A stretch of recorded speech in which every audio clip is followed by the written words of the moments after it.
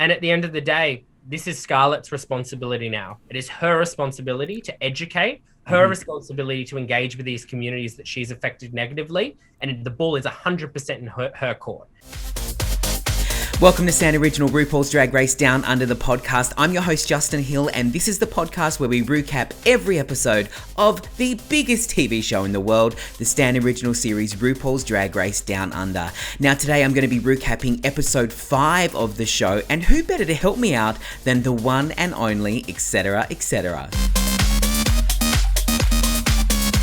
Oh, it is the glamour bug high supreme herself. Here she is. Etcetera, Etcetera. How are you, my love? I'm a full cup of tea and I'm just waiting to be drunk by you, Justin. I'm feeling so good. How are you? I am so good, and I feel like it was literally just yesterday that you and I were chatting on another podcast. I mean, it just, RuPaul's Drag Race Down Under was just a glimmer in your eye back then, right? Oh, it was honestly, it was a far away cast speeding along the horizon, full of a bunch of deranged cross-dressers who would make my life hell. And I was looking at it and I was like, there is a possibility that I'll be on Drag Race one day, but none of us knew. And then it happened. I know. You literally just stuck your thumb out and you were like, we'll see how it goes. I was like, can I get a ride? Yeah. I said, you'll regret it, but sure, go for it. Yeah, sure. Come on. Now, you have been an absolute, I am so proud of you. The pride just fills me up inside with you, with your non-binary finery on the show. You have been such a great role model. And, today we are going to get into recapping the episode. But first of all, I think I have to say to you, you must be so proud of yourself to be, a non-binary person on mainstream TV, educating people across the world, not just on who you are as a person, but what it means to be an Aussie drag queen, right?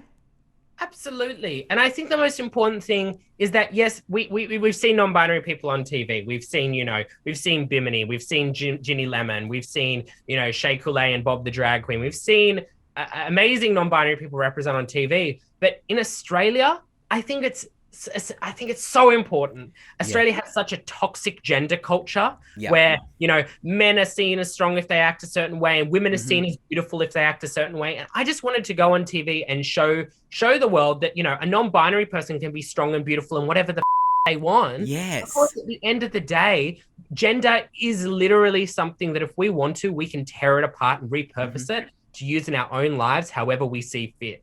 And I want people to know that non-binary people can look like whatever, that, women and men can look like whatever.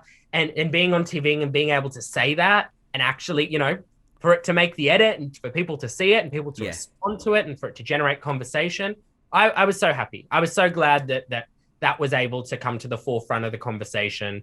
And I was able to tell my story like that. And I loved the reaction from the girls. And I said this last week with Anita Wiglet. I was like, and I don't mean this in a negative way, but I loved how they were like, no problem. Cool. If you go by they, them, all good. Do you know what I mean? It was just so refreshing that there was no huh? There was no what do you mean? But you were able to be given a platform to talk about it. But in the audience that you were talking to directly in front of you were like, you go, girl. If that, cool, no worries. Well, I was very genuine when I said to them in that moment where I said, look, it's been so nice to not have to justify myself in this room. That was fully genuine because I've been in so many drag dressing rooms. I've been in so many workplaces. Yeah. I've been in so many relationships where I felt like I've had to justify who I am 24/7. Almost like my life is this exercise of people wanting to believe that I'm not lying about my identity. And so to walk into that room and everyone say, look, there are questionable things about you, but none of them are your gender. I was like, thank God, dig into the deeper issues. Dig into the fact that I'm a shady bitch. Don't talk to me about my pronouns. I love the best part was they were like, she turned up as a bug. I know. They were like, yes, she may be non-binary, but she walked in as a cockroach. What the fuck is up with that? So good. I loved it. I thought it was brilliant. All right, let's get into this episode. So we start out by seeing that Keita and Karen are quite upset with Anita leaving. You know, I guess you guys are becoming very much like a family at this point. You've gone through a lot. We have to remember this was filmed in the middle of a global pandemic. You guys are away from your family and your friends and your chosen family. And for some of you, in a completely different country, and you're going through this like crazy. Of course, there's going to be a lot of emotions coming up. And then we kind of get this like Kiwis versus Aussies thing, which I'm surprised hasn't come out any sooner. Because was it kind of like that when you got there? Were you just like all mates and then that kind of like came out a little bit later of this like country versus country? Look, to be honest, I think it was the fact Anita left because all of us liked her so much, all of us Aussies, that we were like, oh, no worries. And then as soon as she was gone, we were like, all right, down to business. Yeah. But no, to be honest, I think it, like you bring up a good point. We filmed it during the pandemic. We all left our homes. We had to quarantine. We had to go into this intense experience. So when people were sent home, it was intense because we realized how much everyone had given up to get there. We realized how much people had sacrificed to be in that position. And so it sucked when anyone went home, you know? Exactly. And so I think after every elimination for a second, we all just kind of sat there and were like, oh, you know, we had a moment. And then we started going, all right, we'll put in some strategy. Who's left? Who's still... Let's get down to business. So then we go on and we see, you know, Maxi mentions that she'd like a cooking challenge, which is like just perfect brand for Maxi. And we go on to the mini challenge, which is, of course, you know, the library, because reading is what? Reading is actually really hard. It's fundamental. It's fundamental, but it's also really hard. Like I am... Like, look, I did my best. Yeah. My sense of humor is not for everyone, and I thought I was hilarious. I thought my read to Karen was so funny. Yeah. I laughed for years about that afterwards. On the plane home, I was still laughing about that. And she was still confused. She was like, what does that even mean? What do you mean? You're like, never mind, Dal. If I have to explain it, it's too complicated. Yeah, but how fun for an opportunity to actually be allowed to be a bitch. Then we find out that you need to create your own yeast spread. Now, for those who are listening across the world, that could be Vegemite, it could be Marmite, it could be Promite, wherever you are from. Promite? Yeah. What did you just call me?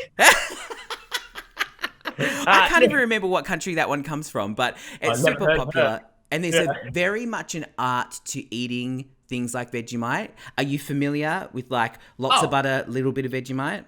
It's spread very, very thin, very thin over something bland, like a slice of bread or, you know, an avocado toast or some drag queens I know's personalities. You just spread it over, gives a nice salty flavor. I was going to say salty is like perfect. These are the names of the products. So we've got Karen with Discharge, Scarlett with Snatch, Art has Yeasty Yank Extractor, Keita has Yeasty Nuts, Electra is Topped by Busted, Maxi is Hornbag Yeast Concentrate, and yours is Piss. Now, I kind of got where you were going with yours, because for me, it was almost like a nod to like Detox when she did her perfume. I trying to think what it was called, but it was Heroin. And it was the same kind of thing. You were like, piss. And I was like, I get that. That's hilarious. But was it as much fun / stressful as it looked doing the Maxi challenge? Oh, see, I had so much fun. I had so much fun. And maybe it's just because I had my concentration face on. Yeah. But I had so much fun. And like I was there self-directing. I was there giving myself camera movements. I said, turn on the lights, give me a blast. And I think they cut out most of me actually being a control freak. I'm not sure if people have noticed watching the season. I am a control freak. No. Really? You lie.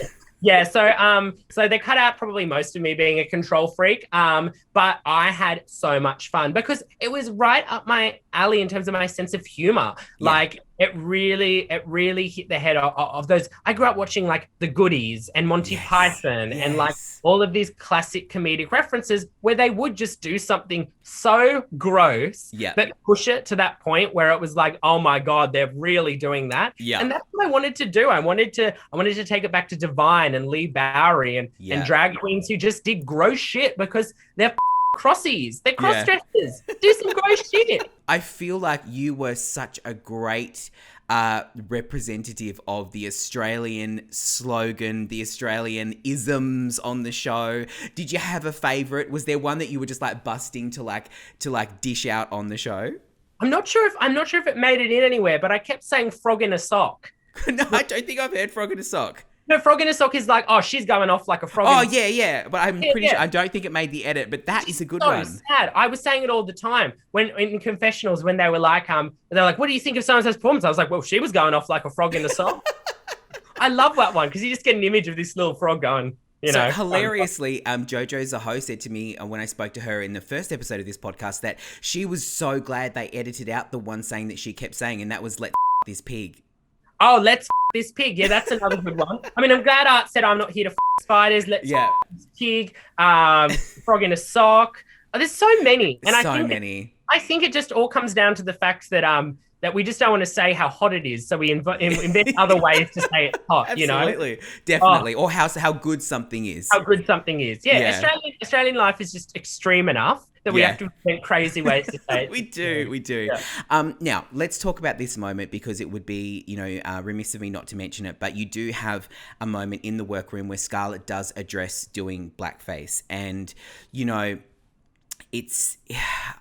there were two moments, obviously, one in the workroom and one where Ru mentioned it. And you were someone and you were praised for your, I guess, your intelligence and your take on these things, which I'm not surprised at. I know you are only in your 20s, but the thing is that you have had to digest a lot in your life. You've had to digest more than probably most of us with your gender identity and, who you are as a person. So I guess when you look at something like that, you can find the commonality as, like how they meet each other. Talk me through that moment and the emotions that were running in that room when Scarlett did address that. Yeah, I mean, I think it's important to preface these conversations with the fact that I'm not a person of color. So my opinion in these conversations is simply a commentary from my understanding. But at the end of the day, what I was trying to communicate, and I suppose what I was trying to say, is these conversations need to be had on a systematic scale. They need to happen between people of color, and they need to happen between people who commit racist acts or racist microaggressions, racism, whether it's intentional or unintentional. It's important to, I think, open up a conversation where it's not people of color who have the burden to sit there and educate white people on what is right and what is wrong all the time. And I think it's so important for someone, like me, who is not a person of color, when something like this happens, to call it out, to say that it's not okay, to say that this is an opportunity for growth, it's an opportunity for learning, and it's an opportunity for reparation, and to take that burden on and to speak it forward into the universe. I think everyone in that room understood what was right and what was wrong in that moment. I think everyone in the room, they all had their own opinions, but at the end of the day, if Jojo or Coco were still there, they would be the perfect representatives to talk about that kind of issue. And I wish they had been. Yeah. Not that they're obligated to talk about it as a person of color, but I think their perspective on TV as a voice for that community, especially in a drag scene like Australia's, where performers of color are so underrepresented. You know what I mean? Getting those perspectives and talking about positive action and equality and giving voices to strong, powerful people of color who use it to platform and uplift and create important moments for them and their communities, I think is so important. And so I think the moment was necessary. I think it was important for it to be addressed. And I think that is now a conversation for communities of color around Australia to have. Because at the end of the day, it's their opinion that matters the most. And the way that Ru addressed it, it was. I mean, she said, people would expect me to cancel you, like right here and right now. But the thing is, I think the problem with Scarlett is that she says she was uneducated, so she didn't know that what she was saying was wrong. And the thing is, for Ru to take that step to say what we need is more education, and exactly what you're saying, we need the voices to be lifted up and people to speak about it, so that excuse of not being educated is no longer, something that people say. They need to hear about it, and they need to hear what has been going on, and we need to be allies. We need to be voices that can add to the people of color that will talk about it. And it was just a very interesting thing to see, and I think it will resonate with a lot of people across the world. Yeah. I think we need to platform and highlight voices of people of color. And at the end of the day, this is Scarlett's responsibility now. It is her responsibility to educate, her responsibility to engage with these communities that she's affected negatively. And the ball is 100% in her court. And I hope for everyone's sake that she does that. Completely agree with you. And I think, like you said, it's the action that needs to happen now, as opposed to just talking about it. It's actually the action. It's the steps that you take forward to help those communities and to actually do stuff, as opposed to just talking about it. Going on to our looks on the runway. So our theme this week is Finest Sheila in the Bush, which I think is just mwah. It's just spot on. It's so Australian and so Kiwi. Yeah. Now, Etcetera does give us finally a fashion look. I feel like she definitely stepped it up this week. Was there any kind of acknowledgement to that, when you guys were getting ready? Was she kind of like, I've got it this week, I've learned? Or was it just like a bit of a surprise as to what she was doing? No, I think she looked at herself and she deliberately made choices that put her in a position where she was able to look good. Yeah.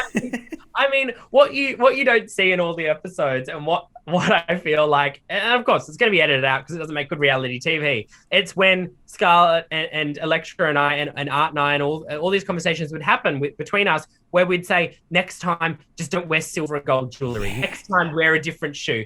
And we genuinely wanted to help her. Of course, I came off as a complete because, to be honest, I did. You just dropped the first C-bomb of this podcast. No, it's fine. I love it. Believe me. I'm filthy. I'm disgusting. But I think it's important to acknowledge that she listened and she stepped it up. And she looked good this week. She looked really good. And she told a story that was personal, and the look told a narrative. At the end of the day, that's what we got to do on Drag Race. We've got to tell stories that are personal to us, that matter to us. And it's not about just dressing up and looking like this or looking like that. It's about telling a story. And I'm so glad that she got it this week. And the win was well-deserved. Well-deserved. And the thing, there's nothing better when you hear, other than when you hear Ru say, you're listening. And like for me at home, I'm like, oh, it's so good because it's showing growth. It's showing, that you're developing your drag. Okay, so if we move on, we've got Keita in her colourful butterflies, Maxi in her picnic and hanging rock, which I thought was genius. For those people that are not familiar with that story, it's a great film. It was also made into a modern TV show as well. So if you haven't seen Picnic and Hanging Rock, make sure you check that out. Also, I think it was based on some books. We have Karen in her Country Fire Association, which was kind of giving me Tina Burner kind of vibes. Did you think that as well? Yeah, kind of. I think the funniest thing is that she was going to wear the hair that she wore for Chappelle Corby with that. Stop. I lent her the little ginger bob. Did you? Yeah, because that's what I was originally going to wear for my Sea Sickening look, the little ginger bob. But I lent that to her, and with the hair, it crossed into the Tina Burner territory. Yeah. Look, none of us had seen season 13. Of course. Oh my God! So you're responsible for that. I lent the hair. Yeah. I think it was probably better than the Chabelle Corgi, as Ru called her. Chabelle Corgi. Yeah, so good. And then we have Art in her Cat Day Night outfit, which I'm so glad she wore, because when I had her on this podcast, she said that was her backup for Snatch Game. I personally would have loved to have seen her do Snatch Game in Cat Day Night, because it was hilarious. Like, it was so funny to see. She had all the mannerisms down. I guess she wasn't telling jokes, so it was purely a visual thing. So, maybe it might not have worked on Snatch Game, but it was great to see the little parrot earrings and the koala sweater on the front. So good. Oh, the look was down. Yeah. And the day beforehand in the workroom, she was practicing her little dancing, Irish dancing all around the workroom out of drag. And you just kept thinking, look, That's so good. Bobbing She's around. just this little like I was losing it. I was like, anyone who hasn't seen the show is probably not going to get it, but they can watch it later on. We have Scarlett in her Priscilla look, which was quite good. I was very glad to see, a nod to that costume. It's so iconic.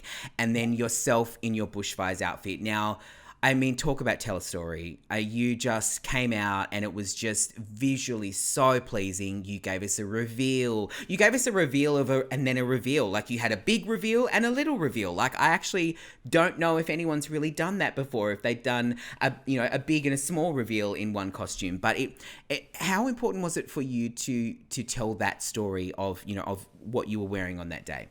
Well, growing up in Canberra, I lived through the really horrific bushfires that happened there. They happened when I was growing up. And I always remember bushfires being such a threat growing up in Canberra. And, I remember my dad hosing down the roof and filling the bathtub full of water and all of these things, which I think a lot of Australians live with as part of their psyche. Yeah. We live with this fact that we live on this land, which is, it's stolen land. We don't know what to do with it. We don't know how to tame it. And we live at this constant threat of fire destroying our homes and our livelihoods. And I suppose I wanted to tell a story about the regeneration of the bush, how like the Australian nature will always win. It's always going to regenerate. It's always going to come back. And in a way, tell a story about myself. In a way, there are similarities between the cockroach and that. Absolutely. Because you can't kill a cockroach, and the Australian bush and the way that plants have evolved to regrow after a bushfire, and the amazing culture that a lot of Indigenous Australians have, where they backburn deliberately in order to grow new plant life and to keep the bush healthy. I think it's so important to represent the fact that the Australian natural world is so beautiful and so special, and we have to be so careful with it. And it's something that we don't have any control over.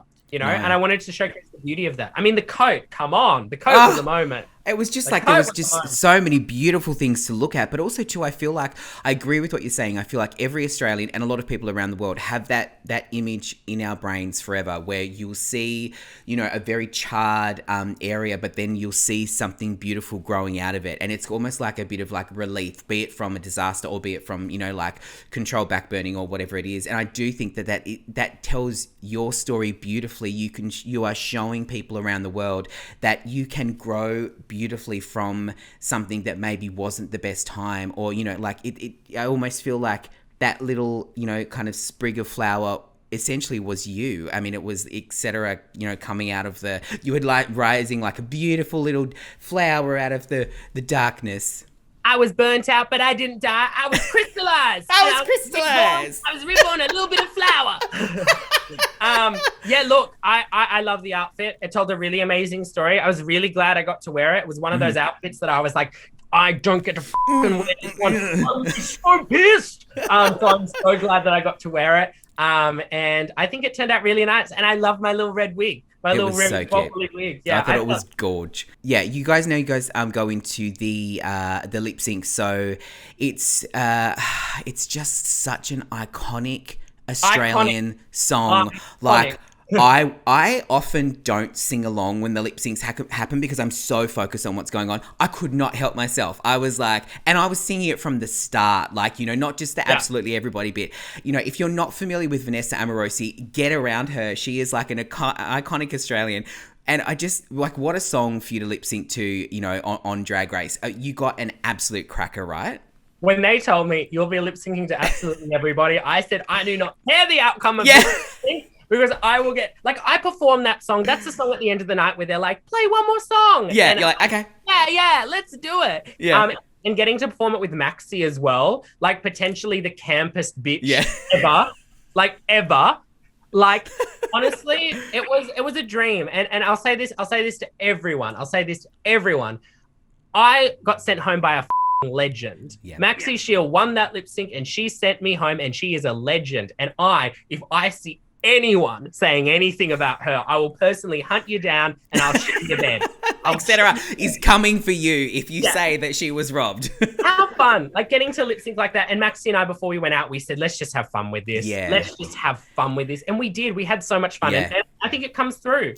It really does. And that's what I've said to a lot of the girls each week in this podcast, is that I just love, you can just see the sheer joy on your face when you lip sync, because that's what Australian drag queens do. They perform, they put on a show. They're all about that. I mean, Maxi pulled a microphone from somewhere. I just was screaming because she was just like, just swanning around the stage. She'd been carrying that microphone around for the whole competition, and she was like, if I have to lip sync, my knees aren't very good and I've got to still keep up with you girls. So she was carrying it around. She had it in her bum bag in the Bogan challenge. Did she was like, yeah, she had it in there, and she was like, if I have to lip sync, I'm pulling it out. So I knew it was coming. I knew it was so good. I just screamed. I was like, and now I think it's even better that she's been wandering around with this microphone tucked up in different places just in case she needs to whip it out. It was just perfect. Like I said, absolutely fantastic to watch your journey on this show. Thank you so much for joining me today. It's been an absolute pleasure as always, and I can't wait to see where the glamour bug turns up next. Oh, well, you know what? You know, as they say, you can't kill a cockroach. And even though I got voted off reality TV, I might still live in your house. So wait, are you under my table? Scuttling in. Just making sure you went under my table. Well, you can never be. I can be in two places at once, you know. Bless you. Thank you so much. All right. Thank you so much, Justin. Bye.